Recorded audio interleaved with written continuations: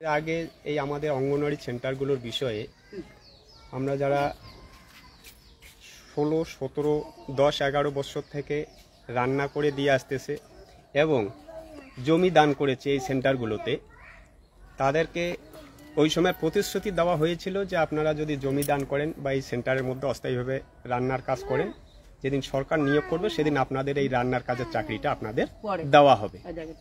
কিন্তু এখন সেটা শুরু করেছে, সেক্ষেত্রে আমাদের বঞ্চিত করা হয়েছে। এবার এই বঞ্চিত করার পরে আমরা বিভিন্ন দপ্তরে ডেপুটেশন দিয়েছি, আবেদনপত্র করেছি।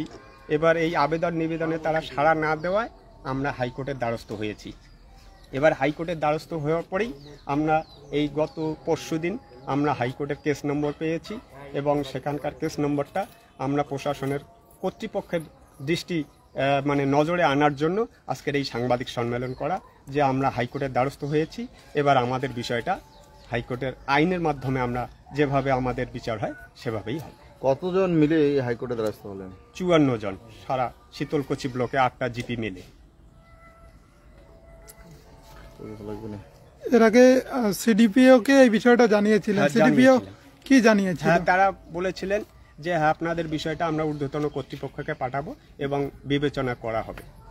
এখন তো আগামী 7 তারিখ পরীক্ষা। হ্যাঁ, পরীক্ষা তারা নিতেই পারে তাদের নিয়ম অনুসারে। এবার আমাদের হাইকোর্ট থেকে যদি পরীক্ষার উপরেও কোনো স্থগিতাদেশ দেয় তাহলে দিতেও পারে, তাহলে পরীক্ষা বন্ধ হবে।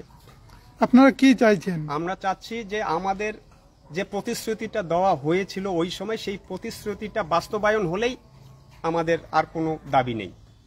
আমরা নতুন করে বাড়তি করে কিছু চাচ্ছি না। ওই সময় যে প্রতিশ্রুতিটা আমাদের দেওয়া হয়েছিল যে হয়তো এই যে জমির বিনিময়ে বা কাজের বিনিময়ে তোমাদের এই কাজটা দেওয়া হবে, সেই কাজটাই যদি আমাদের এখন বাস্তবায়ন হয়, সেই কাজটাই যদি আমাদের পূরণ করে, তাহলেই আমাদের যথেষ্ট। এর বাড়তি আমাদের কিছু চাওয়া পাওয়া নেই। কি নাম আপনার? শামসুল হক, কোনো ছোট শালবাড়ি গ্রাম পঞ্চায়েত, এটা আমার।